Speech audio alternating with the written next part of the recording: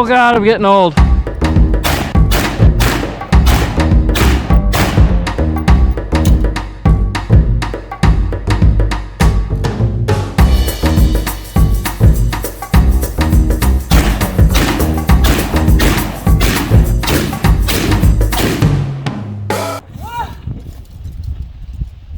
Okay guys, I am sorry for putting you through that, but welcome back to Triple F Shooting. We are very lucky to have, well, it's sort of an XM177E2. There are some things with this that aren't exactly clone correct, but we'll get to that in a little bit.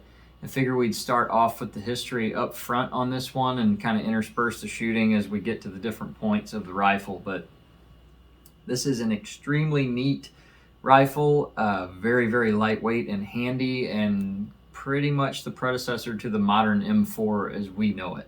So without further ado, let's get into this thing.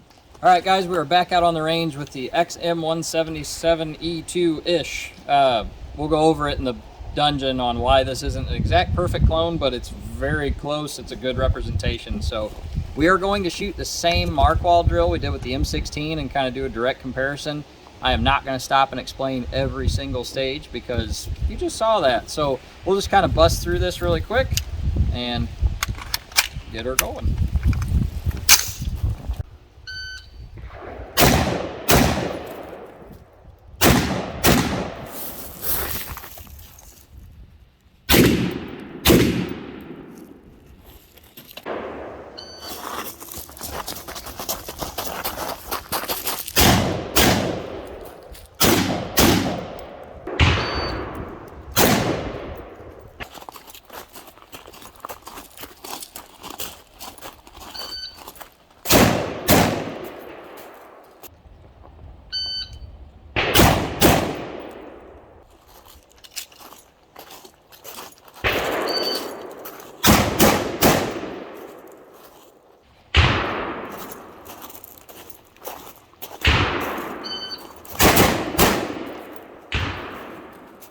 I had two good shots and threw that one like over his head by a mile.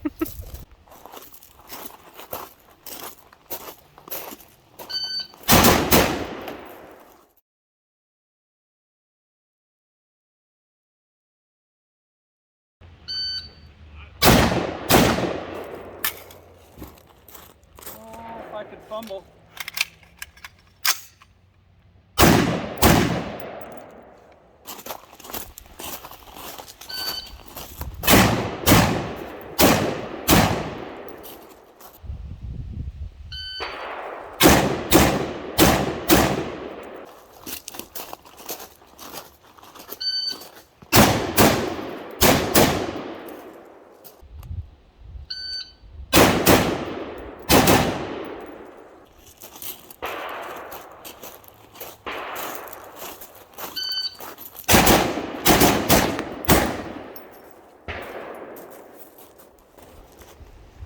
That could have been worse. Let's get a closer look.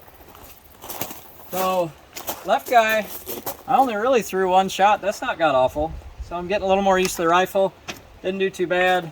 Right guy, I guess that counts. I threw a couple, and I threw that one low in my A box. I went a little too fast, but you can see I ran out of hooded angry pistol gentleman and had to switch back to scoreable targets, which sort of cheats the drill compared to the other part because now I have score zones to shoot at, and you can tell I am focusing on an A box. All of this should be up here. So I really got to work on that. I've said that in like 4 videos and I just keep not doing it. So, but yeah, I like it. Okay, so before we get too far in, let's safety check. Now, you'll notice this has a 30-round magazine in it. And we'll get into the fact that they really did have these, even though this was a Vietnam-era rifle. So, at the beginning of the war, everyone would have been getting these 20-rounders. This 30-round mag is late war, but for now, it makes a great monopod, so I don't have to hold the thing up. But the XM177E2 is probably the most popular of this variant that you'll see in civilian hands today in semi-automatic configuration. However, This rifle was not, at least not the most prolific of this short carbine style during Vietnam. That actually would have been the XM177E1. A lot of people also called it the Colt Commando or the Car 15, but that rifle would have had a 10-inch barrel on it, so basically stopping here at the gas block with a, I believe it was like 4 1/4 moderator. We'll get into what that is in a little bit, but that rifle was created basically for special forces. They asked for something that was a little bit smaller and handier than your typical M16A1, which, let's see if I can do this all at once, but you can see it's quite a bit smaller. It also is around 1.5 pounds lighter.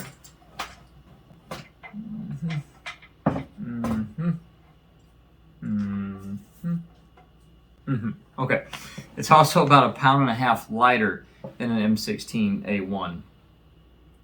Basically, they needed something that they could carry along with them when they were doing outside of what they were supposed to be doing, for lack of a better phrase. Those guys were going in and out of other countries rather than Vietnam, and they were not supposed to be there. So they kind of got the run on whatever they wanted. They wore enemy gear to help to kind of throw the scent off. In fact, these 20-round mags fit really well in an SKS bandolier. So you have 11 of those, but kind of a neat sidetrack. Anyway, the E1 was the 10-inch barrel platform. Everything else was pretty much the same as far as I know. And there were about 2,800 of those in country, maybe a little bit more than that. And those were the most used throughout the war. At the last stages of the war, so very late, I believe 1967 and on, reports got back to Colt of issues that they were having with the E1. And some of those had to do with that short barrel. Reliability was every once in a while a problem. I am no gunsmith, but you get into issues of dwell time, or basically the gas reaching the chamber at the same time the round is leaving the barrel, creating issues and leading to stuck cases, at least as far as I understand it. Again, not a gunsmith, but those problems were solved in this rifle. So the E2 went to an 11.5-inch barrel to increase that dwell time and give them, oddly enough, the ability to add a grenade launcher to the bottom of this thing. So there actually were under rifle grenade launchers in Vietnam. That was the XM148. I'll throw in a picture. They are kind of goofy looking, but they could mount to this rifle, which would have increased the individual special operators' firepower by quite a bit if you can sling rifle grenades. Also, at that time, the M79 was the standard grenade launcher, and that was pretty much a dedicated weapon that one guy would use by himself. So if you could put that grenade launcher underneath your rifle, now you have another rifleman and grenadier, which is a huge benefit. But this thing and the E1 brought about the use of a collapsible stock. So that wasn't a thing until the Colt Commando Car 15 or E1 version. It was just a 2-position, so you had all the way out or all the way in. You have the same upper receiver and lower receiver as an M16A1. You have the same fire control group, everything there. The handguard went from a foot-long triangular shape to what we're probably more used to seeing on M4s, but this is rather thin. You would have had 6 ventilation holes, top and bottom, and this is a very hard plastic. This is not flexible or malleable at all. On an original, you would not have had a bayonet lug because you can't get a bayonet over that moderator. And the moderator was meant to basically, if you've ever fired a 10-inch barreled AR or an 11.5-inch barreled anything under 16, you are throwing a flame out of that thing. So this guy helped to create back pressure to make sure the rifle worked correctly, and it also mitigated some of that noise and flash. This is not a real moderator. This is actually a fake one because the real ones were ruled by the ATF to be suppressors. Now, if I can find a diagram of it, I'll throw it in here, but they actually did have chambers to help push gases off in different directions, similar to a suppressor, but it really doesn't do much to actively suppress. It's more for killing flash, and it kind of changes the noise. There are a lot of stories that run around saying that it made it sound more like an AK-47. I have no idea. I was not in Vietnam, so I'm not going to speculate on it. Either way, this rifle is much lighter than an M16A1 and quite a bit handier. So let's jump out to the range and show that off a little bit. All right, for fun and mostly your enjoyment to see me like roll around on top of my head, we're gonna shoot a VTEC drill. So what I'm gonna try to do is hit each of the stair steps with one round and then each of the cutouts with one round. I'm gonna have to reload at some point. I have no idea how much ammo I have in the mag, but again, more fun for you to watch me fumble around. This rifle is very, very lightweight and maneuverable, so this kind of just be something fun to look at. But the one thing that's not going to be fun with this are these peep sights through the carry handle. So when I start having to like lay on my head to shoot through those positions, I probably ought to take my GoPro off too, but literally going to be almost on my face shooting like with cheek on the stock instead of shoulder. So we'll see how this goes.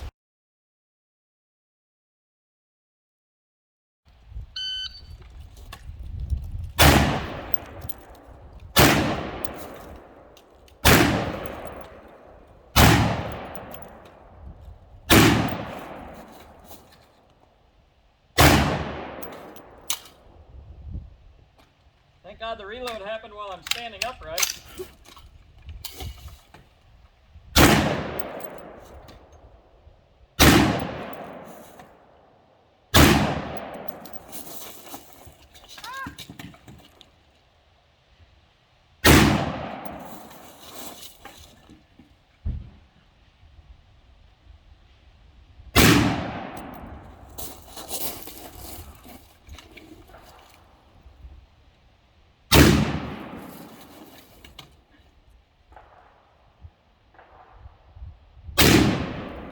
A bad one. Ah! That was almost a full minute. Okay, let's go look at the target.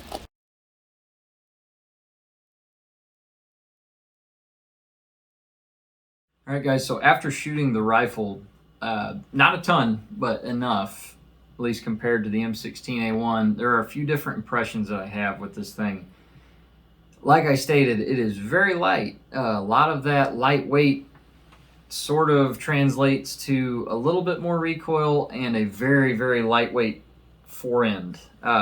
Most of your modern AR-15s with all the crap hanging off them, lights, extra iron sights, handguard that goes all the way to the end of the barrel, and optics and everything else, you still have a little bit of weight to the forend. Some even feel front heavy. This thing feels basically like a toy, to where when I am running it, it is very bouncy on the front end. If I'm transitioning targets or not really holding the front end down, it does bounce around a little bit more. I also lose some sight radius, so that's not going to matter a whole lot, 100 yards and in, 50 yards and in. But as I start to stretch out to, 300-yard shots and things like that, that's going to be a problem for me. Another issue with this rifle is I'm at 11.5-inch barrel, meaning I am neutering this 5.56 cartridge. If you look at ballistic charts, you're cutting off quite a bit of feet per second. I believe the numbers are somewhere around, and it's going to change with ammo, but out of an M16A1, you're around 3,200 feet per second out of that 20-inch barrel at the muzzle. When you go to an 11.5-inch, you're somewhere around 2,700. So you're cutting off about 500 feet per second, which that's a big deal when you have a tiny little baby round like this. This thing relies entirely on velocity. So the more that I cut away, the worse off I am. Now, again, up close, probably not an issue. There are studies done that say that around 2,300 feet per second, it's that elasticity where your temporary wound cavity is pretty violent. So as long as you're keeping within, 100 yards, something like that, this thing's just as deadly. The only other thing, the stock at its fullest extent is not normally where I'd run an AR. I don't think it's all that much different than an M16A1 length of pull, but just something that I don't normally do. And then all the way collapsed in is so tight that you really are, basically I have to like squish my arm in, and my nose is at the charging handle already. Now, if I were wearing like a big flak jacket or something like that, that would matter a lot. But at the time, this was basically just invented so that I could make it smaller to carry and stow. If I was in and out of a vehicle, that's pretty nice, helicopter, what have you. But I will say, when you start getting in tight, this thing is awesome. With the sight radius being a little bit closer, that picture seems to be just a little bit chunkier, so you pick it up a little bit faster. It handles very quickly. You can see in some of those last failure drills I did where that thing is really just ripping through. That was 104. Last failure drill, again, I was only at like 7 yards or something, 5 yards, but ran it in like 104. So that's pretty quick. So shooting impressions, very glad I have this thing. If I was in a stand-up fight, you know, at distance, I'd probably stick with the M16A1. For anything under that, though, this is a really neat package. Now, at the beginning of the video, I stated that this is not clone correct, so I'm going to take you over to the dungeon wall where I can get nice and tight on all the things that really should be different if I was looking for a spot-on XM177E2.